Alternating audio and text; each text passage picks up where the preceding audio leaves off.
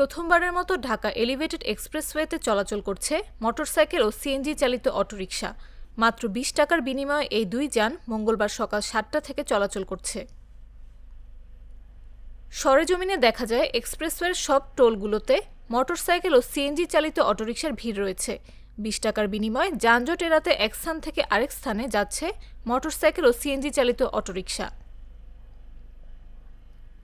Motorcycle আরোহী সাজ্জাদ হোসেন জাগো নিউজকে বলেন, তেজগাঁও থেকে এক্সপ্রেসওয়েতে উঠেছি, গন্তব্য উত্তরায়। ২০ টাকা এভাবে যেতে পেরে ভালো লাগছে, কোনো যানজট নেই।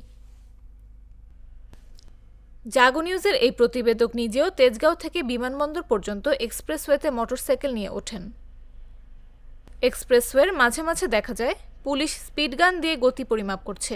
অতিরিক্ত গতিতে চলা মোটরসাইকেলকে জরিমানা করা হচ্ছে।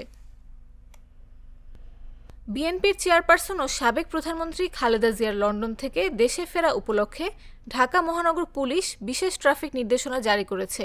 এই নির্দেশনার অংশ হিসেবে মঙ্গলবার সকাল ৭টা থেকে দুপুর ১টা পর্যন্ত অর্থাৎ মোট ৬ ঘণ্টা এলিভেটেড এক্সপ্রেসওয়েতে মোটরসাইকেল ও সিএনজি চালিত অটোরিকশা চলাচলের অনুমতি দেওয়া হয়েছে।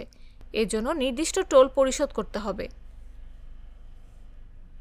ডিএমপি কমিশনার শেখ মোহাম্মদ সাজ্জাদ আলী স্বাক্ষরিত গণবিজ্ঞপ্তিতে এ তথ্য জানানো হয়েছে। বিজ্ঞপ্তিতে বলা হয়, ডিএমপির অনুরোধের পরিপ্রেক্ষিতে এলিভেটেড এক্সপ্রেসওয়ে কর্তৃপক্ষ সিএনজি চালিত অটোরিকশা ও মোটরসাইকেলকে নির্ধারিত টোল পরিশোধপূর্বক সর্বোচ্চ ৪০ কিমি/ঘণ্টা গতিসীমা মেনে এবং এক্সপ্রেসওয়ের বাম পাশের সেফ লেন ব্যবহার করে এই সময়সীমার মধ্যে ব্যবহারের অনুমতি দিয়েছে।